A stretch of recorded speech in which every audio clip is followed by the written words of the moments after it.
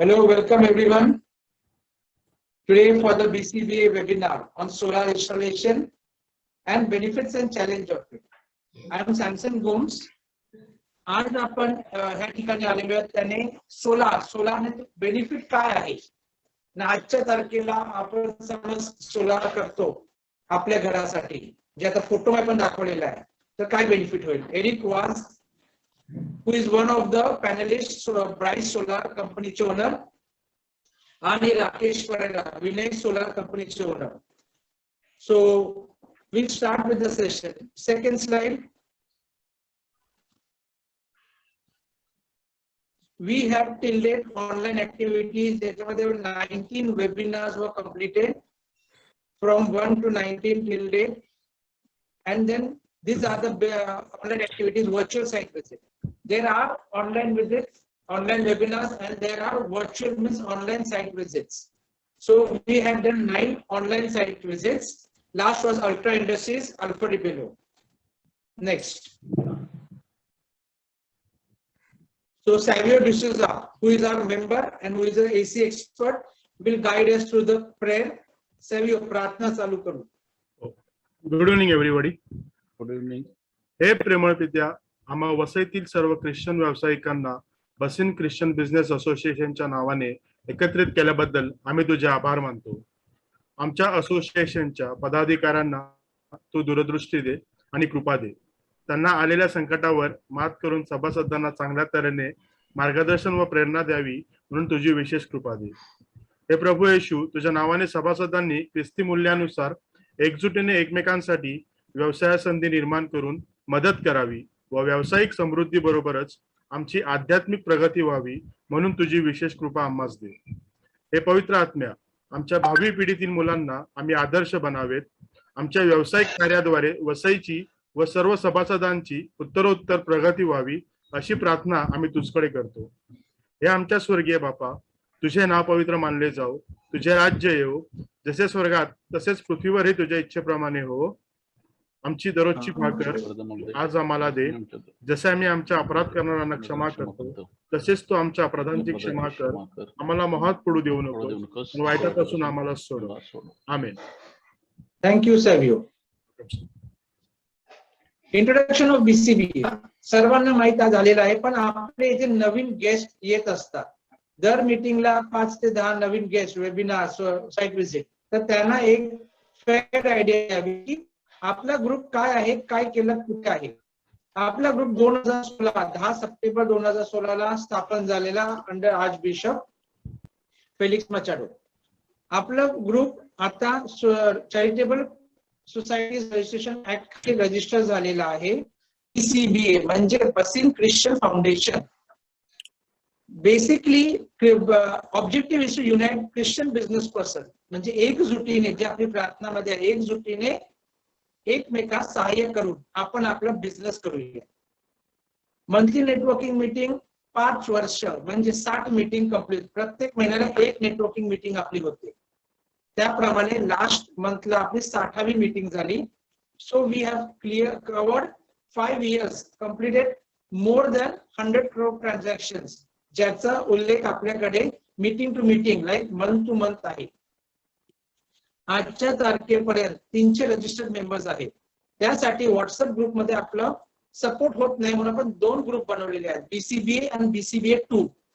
So अर्धे member BCBA मध्ये आहेत ना, अर्धे BCBA 2 मध्ये आहेत. ते 300 आहे, ते 300 नाही, आपण 375 क्रॉस केलेले आहे आता. सो दोन्ही ग्रुपमध्ये सिमिलर पोस्ट फिरत असतात. दोन्ही ग्रुपमध्ये सिमिलर मेंबर्स कम्युनिकेट करतात आणि बिझनेस ट्रान्झॅक्ट होत असतो. रजिस्ट्रेशन कोणाला नवीन उद्योजकांना रजिस्टर करायचं असेल, तुमच्या मैत्रिणींना कोणाला यायचं असेल, तर we have only 1500 as a one time fee. So bcba.co.in/रजिस्टरला तुम्ही क्लिक केलं किंवा कोणत्या पण मेंबरला एक मेसेज केला की आम्हाला मेंबरशिप व्हायचं आहे, मेंबरशिप घ्यायचं आहे, you can easily connect with us. Last month पासून आपण फिजिकल मीटिंग चालू केलेली आहे आणि physical will give you maximum benefit. आपले खूप सारे कार्यक्रम होत असतात. एक असे वेबिनार जे आज चालू आहे, मेंबर प्रेझेंटेशन जे मीटिंग मध्ये आपण घेतो तिथेच जेव्हा प्रेझेंटेशन करणार तेव्हाच स्टॉल लावले तर बेटर पडतो. सो प्रेझेंटेशन, स्टॉल्स आणि सेलिंग हे सर्व आपण तिथे केला जातो. तर त्याच्यामध्ये सर्व मेंबरला आपापल्या पद्धतीने बेनिफिट घेता येतो. Last meeting we had more than 60 members, sorry 73 मेंबर्सचा आपण अटेंडन्स होते. So 73 members have seen your business. So 73 will spread more. पण परत परत आल्यानेच ते मेंबर तुमचं बिझनेस लक्षात ठेवू शकतात. Thank you. Next slide. Nilesh sir, आजचे आपले मेंबर्स जे मेंबर्स मध्ये अटेंड करत आहेत ते ही लिस्ट आहे ज्यांनी रजिस्टर केलं. कधी कोण बिझी असू शकतो तर ते अटेंड करत असतात किंवा नसतात, पण ह्या मेंबर्सला इंटरेस्ट होतं आणि ते आता वेबिनार मध्ये पार्टिसिपेट करत आहेत किंवा असतील किंवा येतील. सो आपण नेक्स्ट स्लाइड जाऊ. हे मेंबर्स आहेत त्याच्यातले, एक मिनिट निलेश, त्याच्यातले एरिक वाज जो ब्राइस सोलार ओनर आणि राकेश अंतोन परेरा जो Vinay sales and service for solar are presenting for their business which is today's need. Next slide.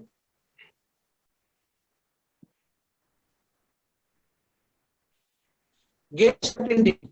So we welcome all the guests who are attending the webinar.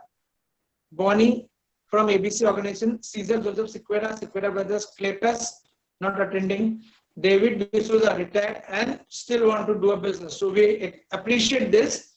Jonas personal use, Lawrence IT, Lisa S, JP Morgan, Marcina Rahul Medical Store, Moses Gomes MG Trainings, Vinay Nunis Tech Mahindra.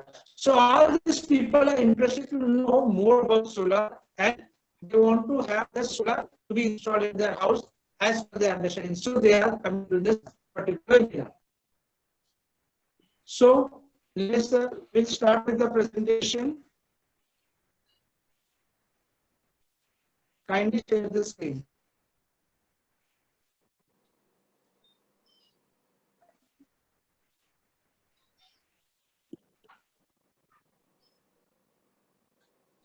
Yes, so, Eric. Bryce and Okay. Vinay, So we Nilesh, start I'll take with the over. presentation. They have both coordinated and made a wonderful presentation, which I have seen.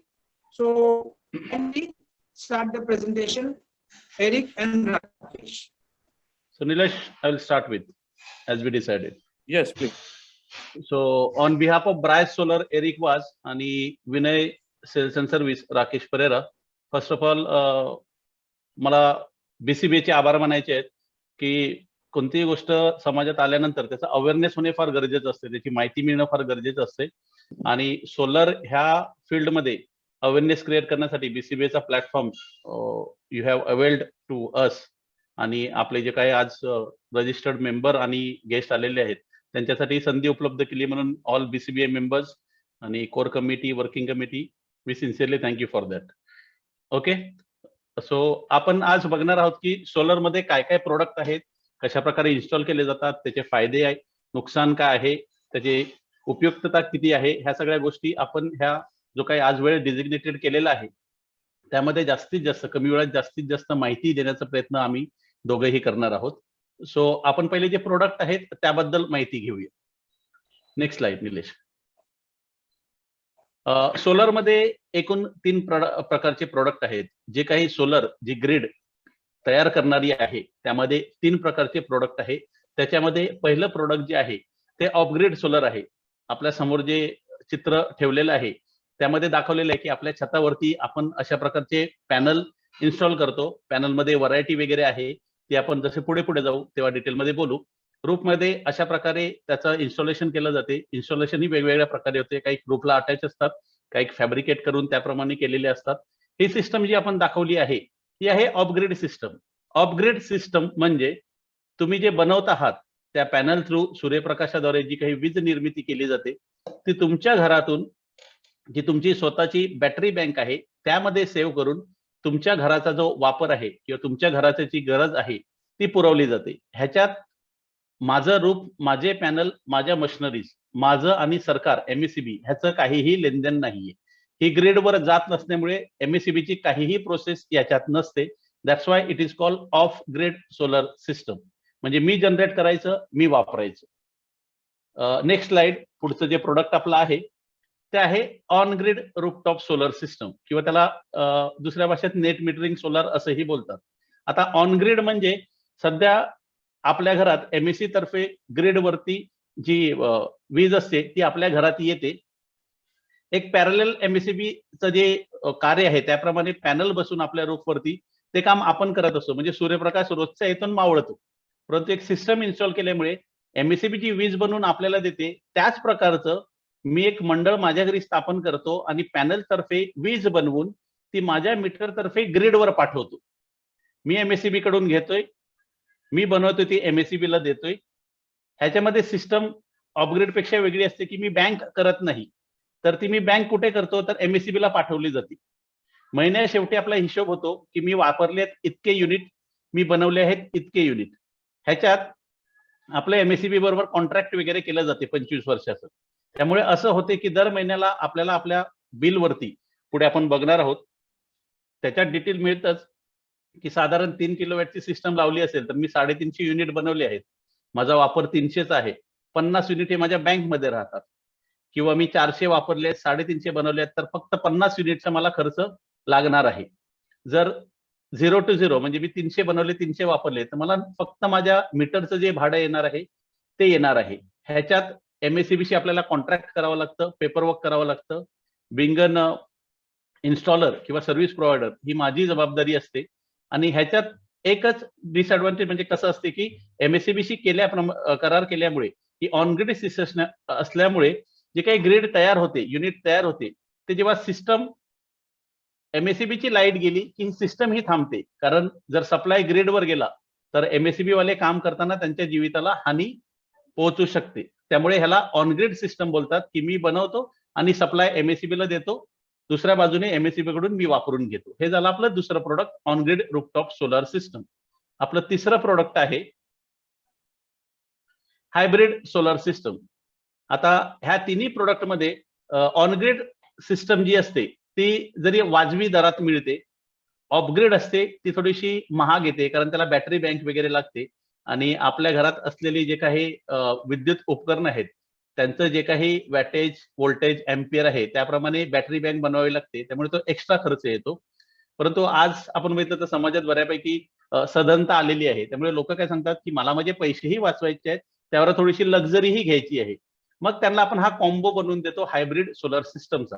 आता ह्याच्यात तुम्ही जर बघितलं तर grid वरती light आहे ती आपल्या घरात येते, सूर्यापासून आपण लाईट बनवतोय, ती आपल्या इन्व्हर्टर मध्ये जाते. इन्व्हर्टर मधून एक सप्लाय आपण बॅटरी बँकला दिलेला आहे आणि एक सप्लाय इन्व्हर्टर थ्रू आपल्या जे सोलरचे इन्व्हर्टर आहे त्या थ्रू ग्रीडला जाते. म्हणजे समजा 5 किलोवॅटची सिस्टम कोणी बसवली तर 3 किलोवॅट मी सोलर ग्रीड वरती केलेला आहे, 2 किलोवॅट मी बॅटरी बँक मध्ये ठेवलेला आहे. बॅटरी बँक अशासाठी की जर ग्रीड गेली, तोक्तेसारखी काही परिस्थिती आली तर माझं फ्रीज, माझ्या घरचा पाण्याचा पंप, माझे लॅपटॉप वगैरे चालले पाहिजेत, त्यासाठी मी ऍडिशनल सप्लाय बॅटरी बँक तर्फे घेतला जातो. ही होते हायब्रिड सोलर सिस्टम. याच्यामध्ये ऑफ ग्रीड आणि ऑन ग्रीड ह्या दोन्हीचे फायदे तुम्ही ह्या एका सिस्टम मध्ये घेऊ शकता. आता आपण पुढच्या स्लाइड वरती जाऊया निलेश. साधारण अंदाज जर घेतला तर 3 किलोवॅट सिस्टम साठी किती खर्च येतो, त्यामागे 3 किलोवॅटची सिस्टम किती युनिट बनवते ह्याचा एक चार्ट बनवलेला आहे एरिक यांनी, की कॉस्ट आपण साधारण 1,80,000 ही कॉस्ट पडते. 1 किलोवॅट दिवसाला जर 4 युनिट बनवत असेल तर 3 किलोवॅट दिवसाला 12 युनिट, 12×36 या हिशोबाने 360 युनिट पडतात. 360 युनिटचा आपला जर युसेज असेल तर साधारण 8.5 रुपयाचा स्लॅब आपल्याला लागतो MSEBच्या ह्याच्याप्रमाणे. म्हणजे पर मंथली ज्यांचं साधारण 350 युनिटचा वापर आहे ते 3,000 रुपयापर्यंत बिल भरत असतात. तर जर आपण ही सिस्टम बसवली तर जर आपण 350 युनिट बनवले तर फक्त आपण मीटरचं भाडं भरतो आहोत, त्यामुळे साधारण 33,000 रुपये आपण वर्षाला वाचवतो. आणि 33,000 वर्षाला वाचवले तर 1,80,000 ही आपली साधारण 5 ते 5.5 वर्षामध्ये आपण सिस्टम ची कॉस्ट जी आहे ती रिकव्हर करतो सिस्टमची पॅनलची लाईफ जी आहे ती 25 वर्षाची असल्यामुळे आपण वर्स्ट साईड मध्ये थोडं लोअर एंड 20 वर्ष जरी पकडली तरी पुढच्या 20 वर्षासाठी आपण 6,73,000 रुपयाची कमीत कमी, हा आजचा रेट पकडला, पुढे काही फ्युचरमध्ये युनिटचा रेट वगैरे वाढेल तो जाऊ दे, परंतु 6,73,000 हा 3 किलोवॅटच्या सिस्टम वरती आपण पैसा पुढच्या 20 वर्षासाठी वाचवू शकतो. Next slide please. हा EMI मॉडेल दिलेला आहे, कारण आता आपण बघितलं तर कॅथलिक बँकेने ही सोलर वरती लोन वगैरे द्यायला चालू केलेलं आहे. तर त्यामध्ये जर आपण बघितलं तर कसं आहे की काही बँकेचे क्लॉज असे आहेत की 25% अमाऊंट तुम्ही अपफ्रंट कॉस्ट करायची आहे, 75% बँक तुम्हाला लोन देणार आहे. तर जर 1,80,000 चे 25% केले तर 45,000 रुपये आपण आपल्या खिशातले भरतो, राहिलेले 75% ही बँक देते. त्या 75% ला पुढच्या 5 वर्षासाठी आपण EMI पकडला तर तो साधारण एक 2,700 म्हणजे 2,500 रुपयापर्यंत जातो. त्यामुळे आपण दिलेली 45,000ची कॉस्ट आणि आपण भरलेला 5 वर्षासाठी EMI ह्याची कॅल्क्युलेशन केली असता प्रोडक्टची कॉस्ट साधारण 2,11,000 रुपये पडते बँकेच्या लोन थ्रू केली. तर त्याचं युनिट रेट 8,500 रुपये पकडला तर परत तीच कॉस्ट होते की साधारण 3,000 रुपये आपण महिन्याला वाचवतो. पर इयर सेव्हिंग होते 33,000 रुपये, म्हणजे आपलं return on investment per year is 6.3 आणि 19 वर्षानंतरची सेव्हिंग जी होते ती साधारण 6,40,000 रुपयापर्यंत आपली ही सेव्हिंग होते. Nilesh next please. आता एक्झाम्पल काय की हे जे सगळं झालं हे शाब्दिक झालं. What matters is numbers. आकडे फार महत्वाचे असतात, ते फार जोरात बोलतात. हे माझ्या घरची सिस्टम आहे आणि हे तुम्ही जर बघितलं तर बिल डेट दाखवते 11/12 म्हणजे 12 डिसेंबर 2020 ची, आणि माझी बिलिंग अमाऊंट होती त्या महिन्याची 5,350. साधारण 5,500 पर्यंत मला बिल यायचं आणि युसेज खाली दाखवलेलं आहे साधारण 450 वगैरे हे जे युनिट आहेत, येस तेवढे युनिट माझे वगैरे व्हायचे. तर त्या हिशोबाने मी 5 किलोवॅटची सिस्टम घरी इन्स्टॉल केली. Nilesh next please. हे जर तुम्ही बघितलं तर हे जुलै महिन्याचं माझं बिल आहे, 17/7 ही तारीख दाखवते. माझी ड्यू डेट अमाऊंट दाखवलेली आहे 0 वरती. जर तुम्ही वरती on right hand side corner जर अप, येस 00 दाखवलेली आहे. ओके, म्हणजे मी जे युनिट बनवतोय त्याच्यापेक्षा कमी माझा वापर आहे. माझे थोडेफार बँकेतही राहतात आणि बिलिंग अमाऊंट वरती तुम्ही जर आलात खाली तर माझं सिंगल फेस असल्या कारणाने पूर्वीची बिल बघा 5,100, 5,351, 5,635 वगैरे, आणि मागचे हे जून पासून पर्यंत ते दाखवत आहेत ते 112 रुपये म्हणजे मीटरचं भाडं प्लस टॅक्स. That's it. ह्याच्या पुढे मी काहीही हे करत नाही. म्हणून जसं मी सांगितलं की सेव्हिंग इज अर्निंग, ते माझं चालू झालेलं आहे. Next page please Nilesh. हा जो आहे टोटल, ह्याच्यामध्ये तुम्ही परत इथे बघितलं राईट हँड साइडला अप, तर सगळं taxes and everything 0,00,00 only 112 rupees. आता त्याच्या खाली आल्यानंतर आकडा दाखवते 24/10. हा 24/10 जो झालेला आहे, 24/10 म्हणजे मी सिस्टम बसवली डिसेंबर मध्ये आणि एप्रिलच्या ह्याच्यापर्यंत मला MSEB कडून साधारण 3,000 रुपयाचं रिफंड आलेलं, कारण मी एक्सेस पॉइंट बनवलेले ते त्यांच्या बँकमध्ये राहिलेले. तर ते मला आता फक्त त्यातनं माझं भाडं डिडक्शन होते, म्हणजे माझे साधारण 2,500 रुपये आजच्याही वेळेला MSEB कडे आहेत. आणि त्याच्या खालचा चार्ट जर बघितला तर हे सोलरचं जनरेशन कसं होते, इम्पोर्ट म्हणजे आपण किती घेतले, एक्सपोर्ट म्हणजे आपण किती पाठवले, आणि जनरेशन हे सगळं तुम्हाला त्याच्यामध्ये क्लिअर कट येतं की तुम्ही किती बनवले आहेत, किती वापरले आहेत, तुमचे सेव्हिंग किती झालेले आहेत. हे MSEBच्या बिलवरती पाठी येतच, पण ऍप थ्रूही आपल्या मोबाईलवरती आपण ऍप इन्स्टॉल करतो त्याच्या थ्रूही आपण ते बघू शकतो. Nilesh next page please. I think Eric will take over from this slide. Eric, please. Hi, good evening. My name is Eric Vaz. I'm owner of Bryce Solar. आता आपण हा पिक्चर जो बघतोय industrial and commercial projects, normally सगळ्यांचा हा एक question असतो की अरे मी सोलार लावलं तर माझं फ्रीज चालेल का, किंवा माझं AC चालेल, किंवा माझी लिफ्ट चालेल का. सो तुम्ही समोर पिक्चर बघतायत की solar can run the factories. तर आपला लोड त्याच्या पुढे काहीच नाही आहे. तर अशा प्रकारे म्हणजे सोलार हा इंडस्ट्रीला किंवा कमर्शियलला लावून पण आपण त्याच्यामधून पण त्याच्या रूफचा उपयोग करून म्हणजे your roof is paying you a rent, असा म्हणजे जो फ्री एनर्जी आहे सूर्याने जी आपल्याला देत आहेत त्यांनी आपण आपल्या इंडस्ट्रीमधला सोलार लावून आपलं ऑपरेशन कॉस्ट पण कमी करू शकतो. जी इंडस्ट्रीमध्ये आजच्या घडीला 2 मेजर कॉस्ट असतात, एक तर employee salary and one second major cost is electricity bill. आता इलेक्ट्रिसिटी बिल हे इंडस्ट्रीमध्ये किलोवॅटमध्ये त्यांचा कनेक्टेड लोड असतो किंवा मेगावॉटमध्ये असतो. सर हा सोलार लावून आपण विथ द परमिशन ऑफ त्यांच्या प्रत्येक स्टेटचा जो डिस्कॉम आहे म्हणजे जो आपल्याकडे MSEB आहे तसा प्रत्येक स्टेटमध्ये इलेक्ट्रिसिटी बोर्ड आहेत आणि त्यांचे इंडस्ट्रीयल नॉर्म्स आहेत.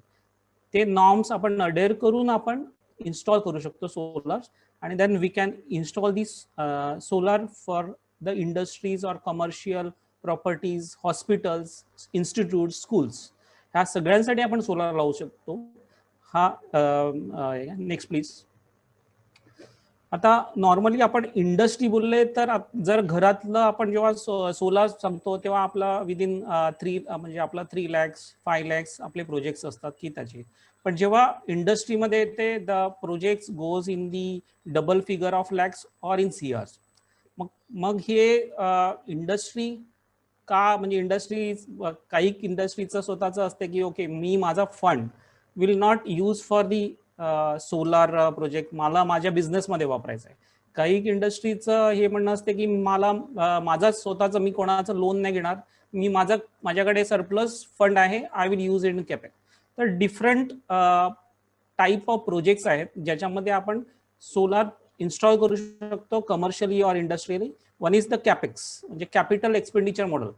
ह्याच्यामध्ये काय होते की इंडस्ट्री किंवा कुठला पण कस्टमर हा स्वतःचे फंड ह्या सिस्टीमसाठी लावतो आणि त्याचा return on investment is around 3 to 4 years. आता आपण पुढे बघणार आहोत की म्हणजे इंडस्ट्रीचं बिल कसं कमी होते. नॉर्मली 3 to 4 years हे त्याचा ROI how we calculate it की इंडस्ट्रीचा जो रेट आहे तो आपल्या रेसिडेन्शियल रेटपेक्षा डिफर आहे. त्यांचे 4 झोन असतात आणि त्याच्यामध्ये एक 1 झोन सोडला म्हणजे एक इव्हनिंगचा संध्याकाळी 6 ते 10. So this zone, our MSEB is not allowing to adjust the solar against this zone. म्हणजे हे हा एक झोन सोडला तर आपण दिवसातले जवळजवळ 20 तास आपण सोलारचा उपयोग करू शकतो आणि आपलं बिल कमी करू शकतो. प्लस द कॅपिटल एक्सपेंडिचर ह्या कॅपेक्स मोडमध्ये आपण अजून एक काम करू शकतो की जे company will have a escalated depreciation म्हणजे इन्कम टॅक्स बेनिफिट पण मिळू शकतो. So this is the one of the type of installation. One is differ capex. Now some company want की मला माझ्या प्रोजेक्ट माझ्या नावावरच पाहिजे but I don't want to invest the whole amount in one go. मग त्याच्यामध्ये जसं आता आपला आपली बसिन कॅथलिक बँक जशी लोन देते रेसिडेन्शियलला तशी ती इंडस्ट्रियलला पण त्यांनी चालू केलेलं आहे. So we can pay the amount in the EMI and still we can avail the escalated depreciation also the आपला जे इंडस्ट्रियल बिल आहे ते आपण कमी करू शकतो. थर्ड आपण ज्या तऱ्हेने इन्स्टॉल करू शकतो हा आहे ओपेक्स. दिस इज द जेव्हा आपण बोलतो की झिरो इन्व्हेस्टमेंट प्लॅन, ह्याच्यामध्ये कस्टमरला 1 रुपया पण लावायचा नाहीये.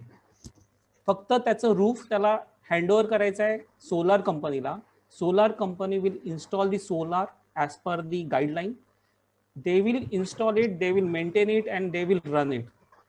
आणि ह्याचा फायदा दोन्ही पार्टीला होतो. सोलार कंपनीला पण होतो आणि ज्या कंपनीच्या रूफवर हे सोलार लावलेला आहे त्याला पण त्याचा इलेक्ट्रिसिटी बिलमध्ये 30 to 40% रिडक्शन मिळते विदाउट एनी 1 रुपी इन्स्टॉलेशन.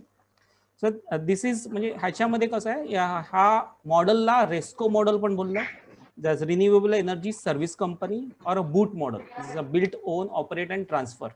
म्हणजे ट्रान्सफर कशासाठी बोललेला आहे की ह्याचा टेन्युअर एक 15 to 20 yearsच्या मध्ये असतो आणि त्याच्यानंतर ही सिस्टीम त्या इंडस्ट्रीला फ्री ऑफ कॉस्ट हँडओव्हर केली जाते, की त्यांचं सोलार कंपनी त्यांना ती हँडओव्हर करते.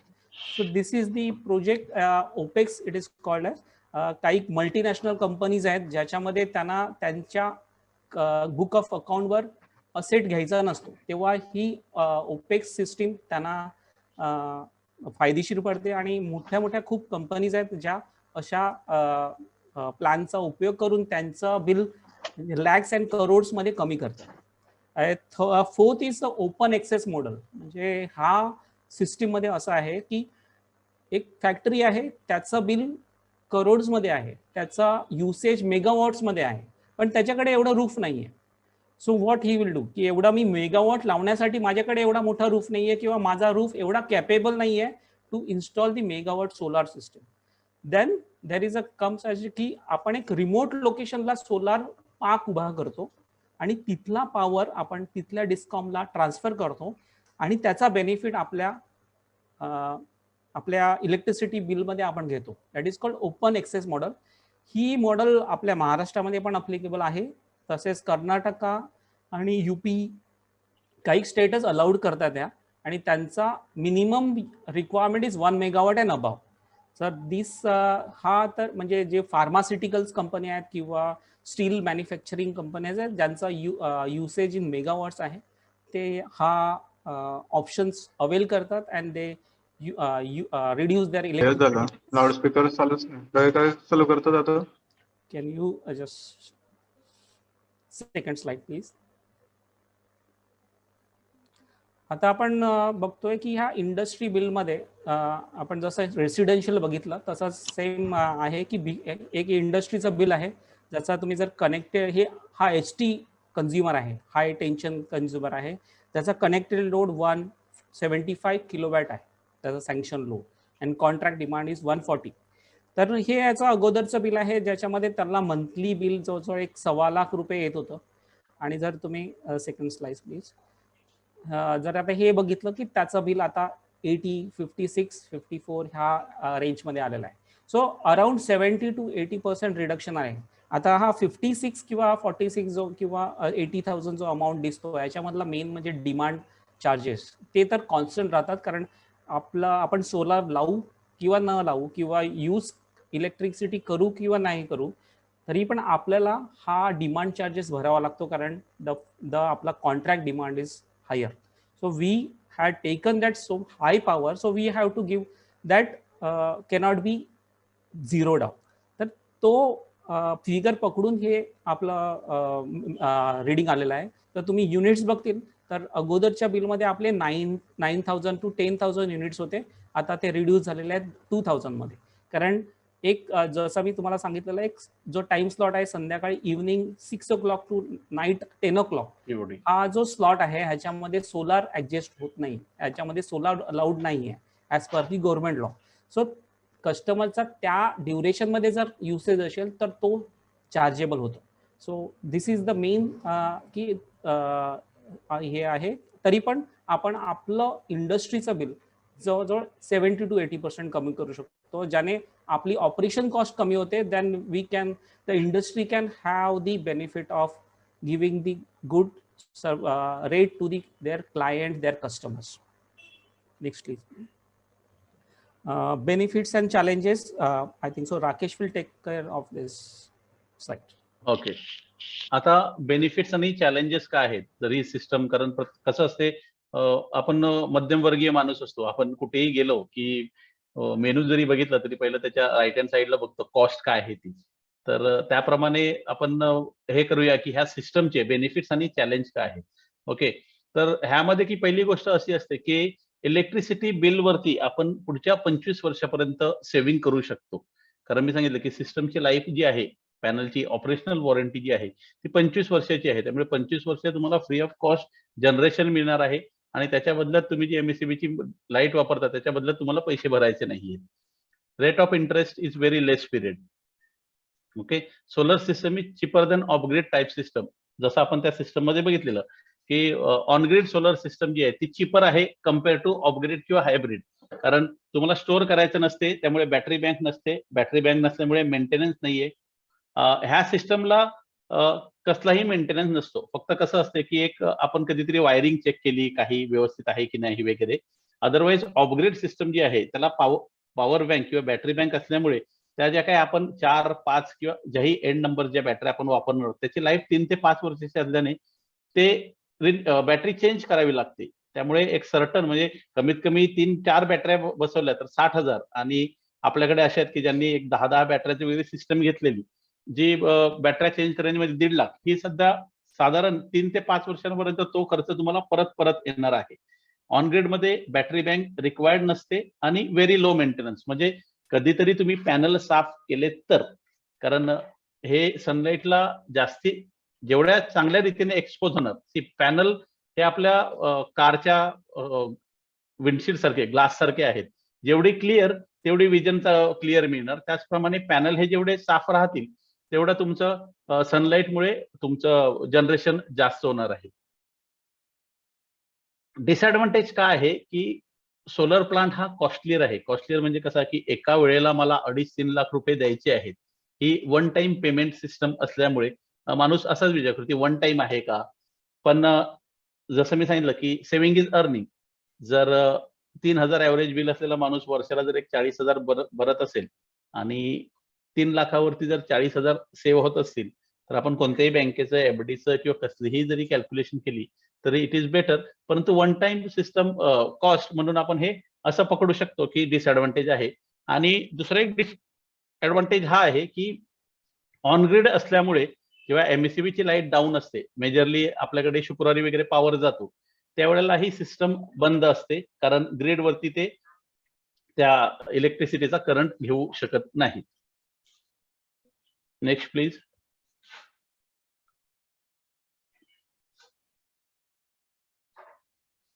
ऑन ग्रिडचा जसा फायदा मी सांगितला की त्याला बॅटरीची गरज नसते. त्यामुळे रिप्लेसमेंट, बॅटरी मेंटेनन्स, त्याची वायरिंग, त्याचं पाणी चेक करणं किंवा बॅटरीचं जे लाईफ आहे ते कमी झाल्यानंतर त्याचा मेंटेनन्स, ह्या गोष्टी ऑन ग्रिड साठी नसतात. सो त्यामुळे वी ऑलवेज रिकमेंड अँड ऍडवाइज की on grid solar system is the best system.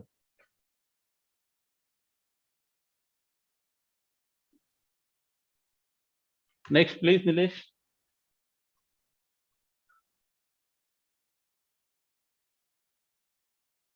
Hello. Hybrid. हा, ही हायब्रिड आहे. याच्यापेक्षा नेक्स्ट. हा, next will go on next slide. कसं मी जसं बोललो की सिस्टम मी वापरतोय, मी जरी सेल करत असतो तरी I am an end user. मला ह्या मागच्या ह्याच्यात डिसएडव्हान्टेज काहीही दिसलेले नाहीये. म्हणजे कसं झालं की जो फ्री जात होता ती मी एक अमाऊंट लावल्यामुळे माझं साधारण आता वर्षभराचं मी नाही जरी ऍव्हरेज केलं तरी माझं एक साधारण 50,000ची सेव्हिंग झालेली आहे. म्हणजे ही 50,000ची सेव्हिंग मी पुढच्या 6 वर्षासाठी पकडली तर माझा प्लांट फ्री होतोय. It is a big benefit.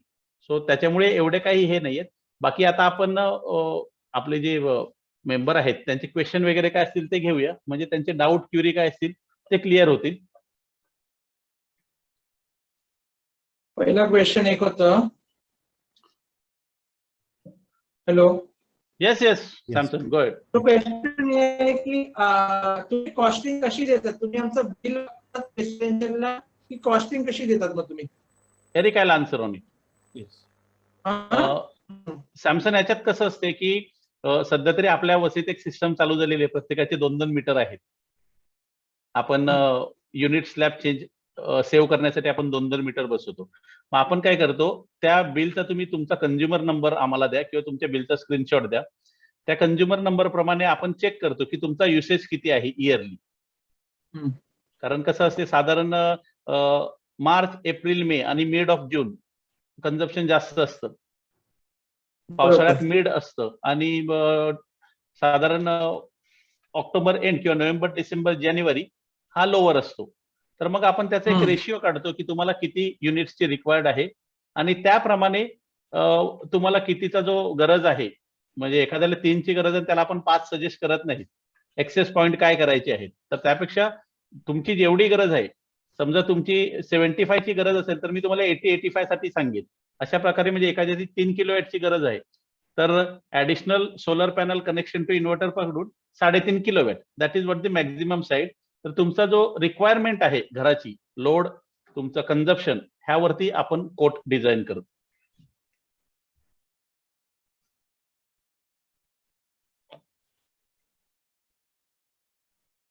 Samson, are you clear with दिस?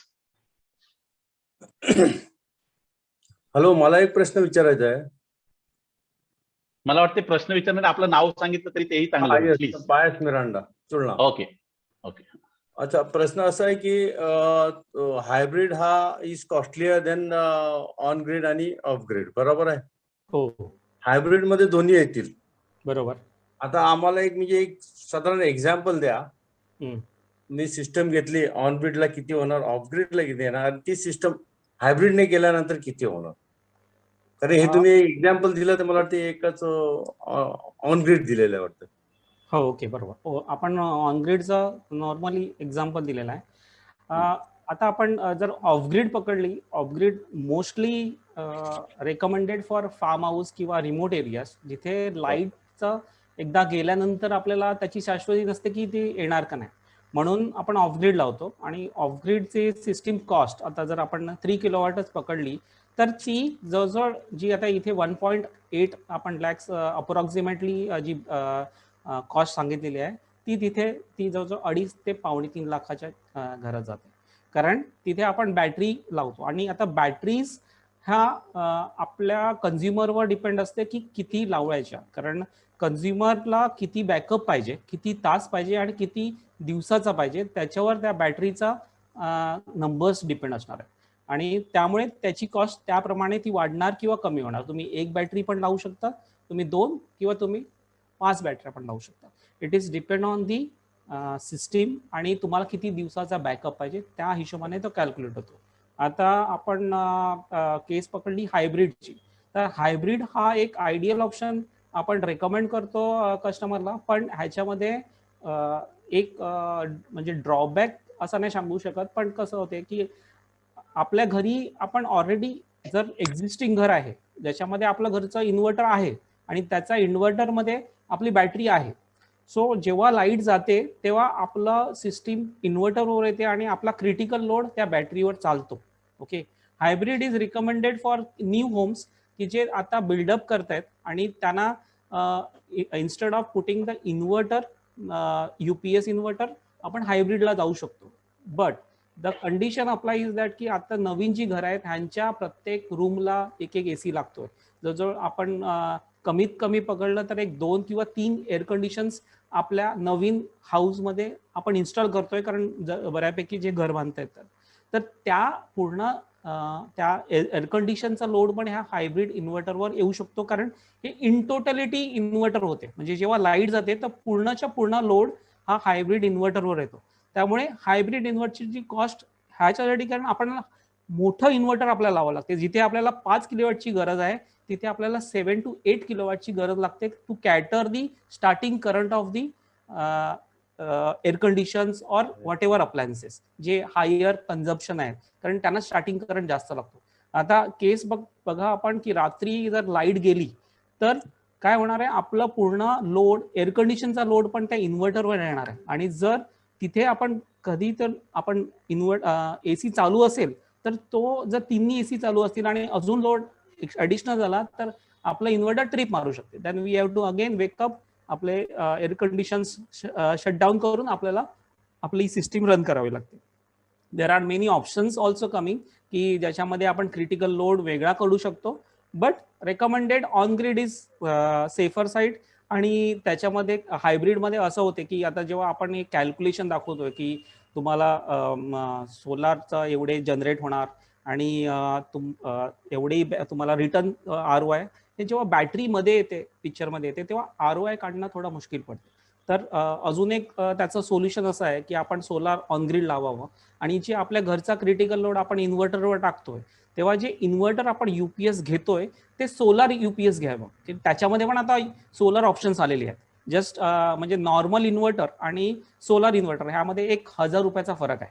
तर ते घेतलं तर आपण त्याला पण एक ॲडिशनल पॅनल्स लावून आपलं तो इन्व्हर्टर पण आपण सोलरवर लावू शकतो. की वर्स्ट टू वर्स्ट केस आपल्याकडे जर वादळ आलं किंवा काही झालं आणि जेव्हा अशा ठिकाणी आपल्याला 2 दिवस किंवा 3 दिवस आपला पाऊस लाईट येत नाही त्यावेळेला आपल्याला ही बॅटरी सोलार थ्रू आपली बॅटरी चार्ज होत राहील दिवसा आणि ती रात्री कन्झ्युम झाल्यानंतर परत ती दुसऱ्या दिवशी परत चार्ज होईल. So this is the option for hybrid. आपण तुम्ही कॉस्ट वाईज जरा थोडस आता हायब्रिड, आता मी तुम्हाला सांगतो की जर नॉर्मल 3 किलोवॅट 1.8 किलोवॅट आपण सांगितलं 1.8 लाख रुपये 3 किलोवॅट आहे. त्याचमध्ये आपण जर ते ऑफ ग्रिड गेलो तर ते 2.5 to 2.8 किलोवॅट आहे आणि जर हायब्रिड मध्ये गेला तर it will be costing like 3.2 lakh rupees. Okay. आणि दुसरा प्रश्न आहे की गव्हर्नमेंट काय सबसिडी देते का? बऱ्याच वेळेला व्हॉट्सअपवर आला होता की हो बरोबर, मोदी गव्हर्नमेंट 15-20% हे देत.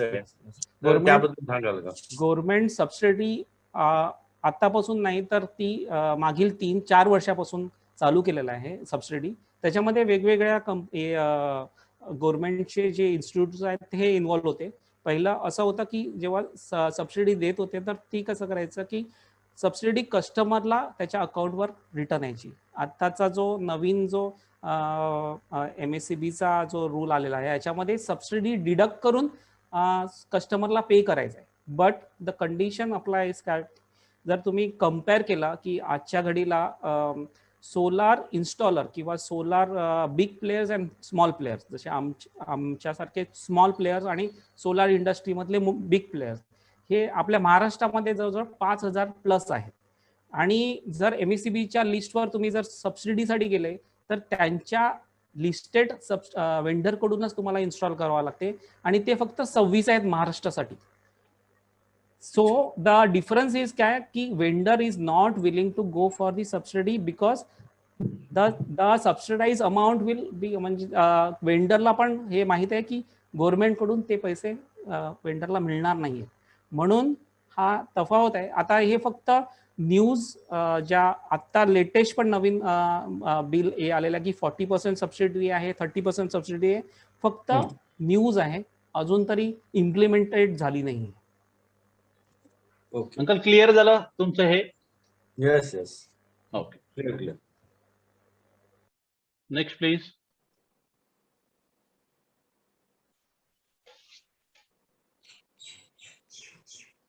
सो एरिक आणि राकेश, माझा प्रश्न एक असा आहे की म्हणजे आता तुम्ही हे जे प्रेझेंटेशन दिलं त्याप्रमाणे म्हणजे मिनिमम 350 ते 400च्या रेंजमध्ये तुमचं कन्झम्पशन असलं पाहिजे तर ही स्कीम थोडीशी बेनिफिशियल आहे, असं आहे का? बरोबर.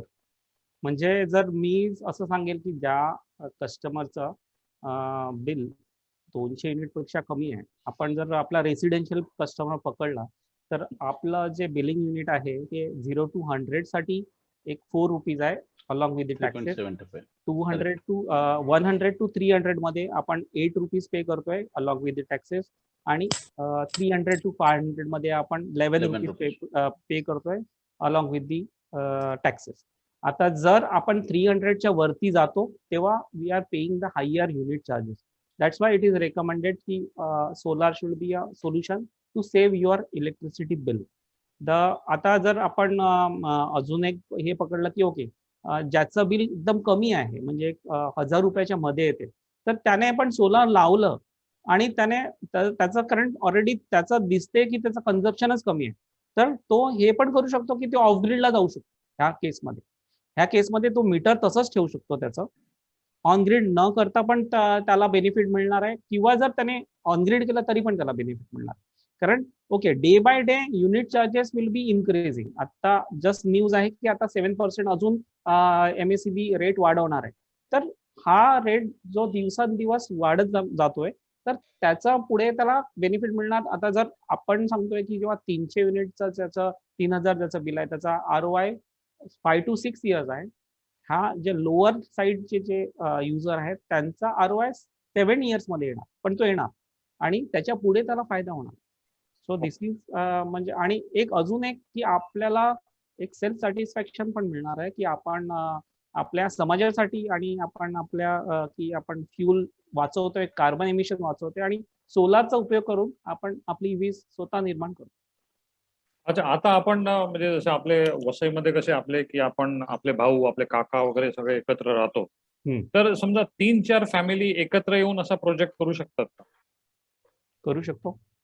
प्रत्येक म्हणजे आता ह्याच्यामध्ये ओके, जर त्यांच्यामध्ये अंडरस्टँडिंग असेल तर आपण एक कॉमन एक बीट, त्यांचं वेगवेगळी मीटर्स असतील तर त्यांचं एक एकत्र एक म्हणजे 1 मीटरवर आपण पूर्ण सिस्टीम लावू शकतो आणि टोटल जो लोड आहे, कारण रेसिडेन्शियल आपण up to 10 kilowatt we can go for the residential. तर 10 किलोवॅट परत आपण पॉवर त्या रेसिडेन्शियल म्हणजे मीटरवर देऊ शकतो. आणि जर तेवढी जागा आपल्याकडे अवेलेबल असेल, रूफ अवेलेबल असेल, तर we can always take that call. आणि जे राहील म्हणजे जे पुढे मागे, जर आता आपण समजा एक 10 किलोवॅटची सिस्टीम लावली आणि तरी पण आपल्याला एक बिल आलं 1000 रुपये किंवा that we can mutually adjust among yourself. म्हणजे पॉसिबिलिटी आहे ती. म्हणजे Nilesh, to share in detail, मी एका घरी सिस्टम लावली की दोघे भाऊ आहेत. सिस्टमची कॉस्ट अर्धी दिली आणि समजा जे काही बचत होईल ते दोघांचं, पण जर समजा एक्सेस काही झालं तर मग काय करायचं, तर त्यांनी ठरवलंय की एक्सेस जे काही येईल ते पण आपण अर्ध, तू 300 वापरली मी 500 वापरली, हे भांडण्यापेक्षा असं करून त्यांनी कॉमन जो रूफ होता त्यांचा तो वापरून त्याप्रमाणे त्यांनी हे केलेलं आहे. म्हणजे आपल्याकडे त्याचं एक्झाम्पल आहे, एकाच्या मीटरवर ते प्रोसेस केली आणि त्याप्रमाणे कॉमन रूफ वापरून ते कॉमन बेनिफिट घेत आहे. अच्छा, निलेश, सगळ्यांना मला एक ऍडिशनल ह्याच्यामधलं बेनिफिट सांगतो मी. काय असते, आपण सगळे बऱ्यापैकी सदन आहोत, पण तरीही रात्री एसी लावली ना, का आपला एक डोळा एसी वरती असतो का, एक डोळा बाजूला पोरं झोपलेत का, पोरं झोपली एसी बंद, तो एक माइंडसेट असतो, अख्खी रात एसी चालू राहिली तर वगैरे. मी सिस्टम लावल्यानंतर पहिल्या महिन्यावर मीही रोजचा जाऊन रिडिंग घ्यायचो, ऍपवर बघायचो किती पॉईंट झाले हे वगैरे. त्यानंतर महिन्याभरात एसी अख्खी रात्र चालू राहिली तरी काही फरक पडत नाही, कारण 3 महिन्यामध्ये मार्च, एप्रिल, मे मध्ये असे बऱ्यापैकी युनिट बनतात की त्याच्यात तुमचा पावसाळा निघून जाऊ शकतो. आणि रात्री शांत झोप लागते, सगळ्यात महत्वाचं.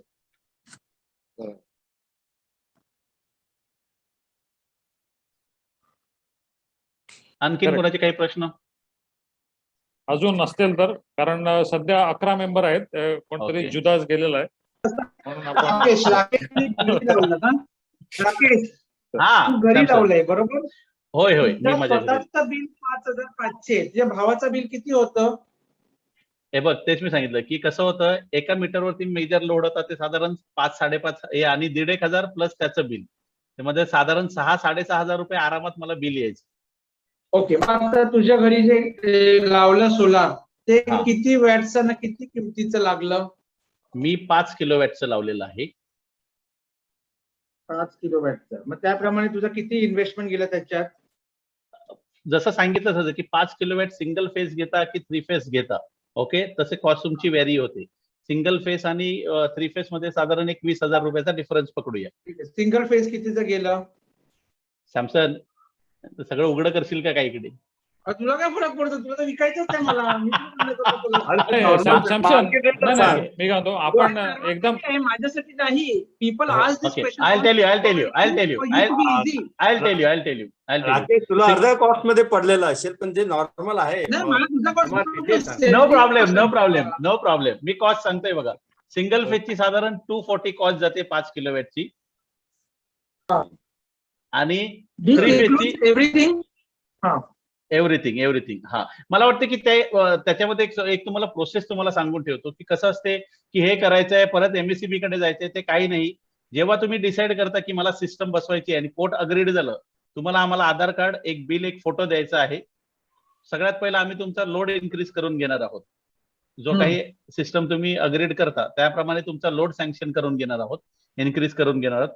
मग तुमची सँक्शन, परमिशन हे सगळं सायमल्टेनियसली बीसी आपल्या एमएससीबी वर प्रोसेस करता आम्ही तुमचं फॅब्रिकेशन करून घेणार, पॅनल बसणार, वायरिंग करून घेणार, तुमचे अर्थिंग वगैरे, एसीडीसी ची अर्थिंग वगैरे ती करून घेणार, पूर्ण इन्स्टॉलेशन करून आपल्याकडे साधारण 2 महिने लागतात ह्या प्रोसेससाठी. 3 फेजची आता येणार 20,100, 2,60,000 बरोबर? येस. ओके, ठीक आहे, मला फेअर आयडिया आली. सो आय विल कॉल, मला कोटेशन एकदा समजेल तुमचं एक्झॅक्ट किती बसतं. ओके. सो ही तुझी सांगितलं ना A to Z, म्हणजे तुम्हाला कुठेही जायचं नाही, फक्त 2 OTP येतील ते आम्हाला शेअर करायचे आहेत, दॅट्स इट. आणि चेक वरती साईन करायची. ओके, आम्ही कॅशही घेतो. कॅश नाही घ्यायची, जीएसटी कशी लागतात मग? नाही, मी सांगितलं रे. ओके, गव्हर्नमेंट क्वेश्चन आहे याच्यामध्ये जीएसटी इन्क्लूड असते का? येस येस, जीएसटी इन्क्लूड म्हणजे 18% GST is added on that. Okay, हे मी तुम्हाला कॉस्ट सांगितली. बिल पाहिजे असेल तर जीएसटी लागणार. तो separate on this cost. Yes yes yes yes. All right, आता आपण वेळेच्या जवळजवळ आलो आहोत आणि अजून एक शेवटचा प्रश्न जर कोणाचा असेल तर आपण घेऊ शकू. Please please please. सावियो, हा येस सावियो. गव्हर्नमेंट कडून काय सबसिडी वगैरे आहे का याला? एरिकने आता तेच बोललं. साविय कसं आहे ना, पूर्वीच्या वेळेत काय होतं की तुम्ही केली ना की सबसिडी तुमच्या अकाउंटवरती यायची. आता गव्हर्नमेंट काय सांगते की तुम्ही ऑर्डर देतानाच ना तुमची 40% सबसिडी ती कमी करा का आणि वेंडरला पैसे कमी द्या. ते 40% जे आहेत ना वेंडरला ते गव्हर्नमेंट देणार.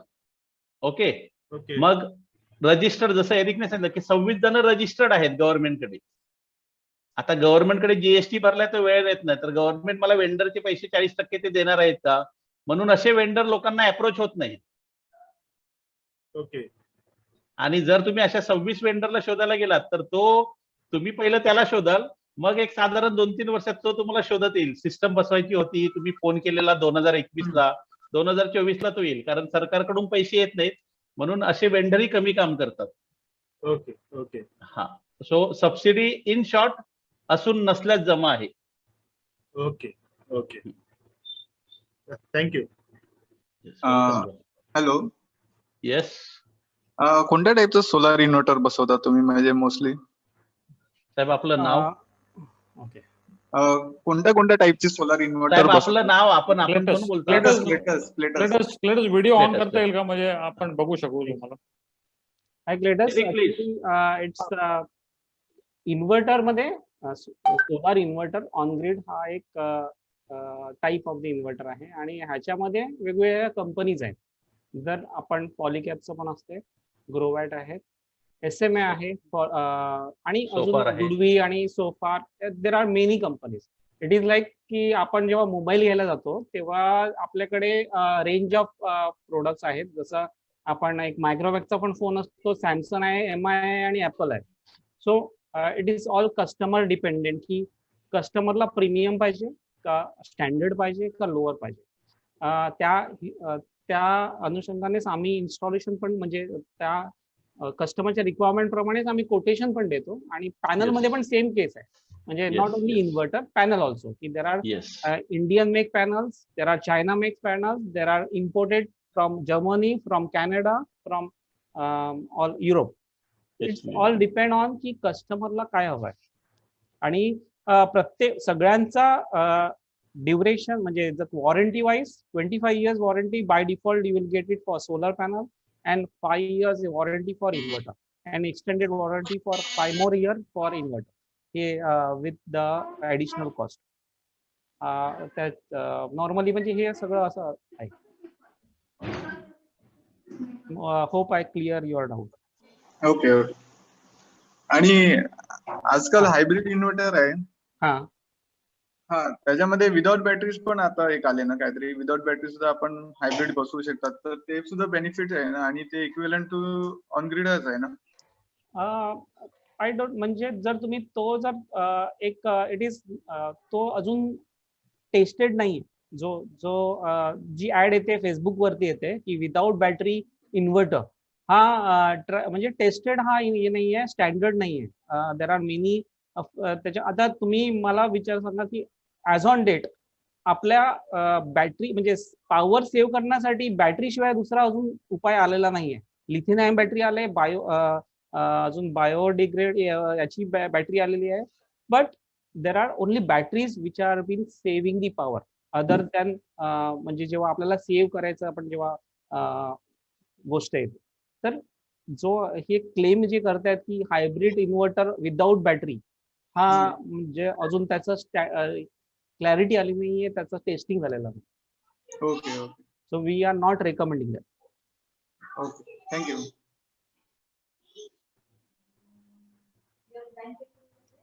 So I think it's exactly 6 p.m. and we can end the session. Samson, guide what we can do. So If anyone wants to contact these two people, these two businessmen, these two solar experts, you can send them your bill on their WhatsApp. They have their screen. Can you display once again the numbers so we can just show them? Anyone Yes. wants to Bryce Solar is there? त्यांचे number वरती आहेत, वरती दिसतात. Bryce solar आणि बाजूला Vinay solar. Okay. So तुम्ही त्यांना एक मेसेज करा, they will revert to you. And everyone, thank you for attending and take the benefit. Think green, be green, and our future will be green. आजचा पण pollution खूप आहे, so make less pollution. green light. So next meeting will be again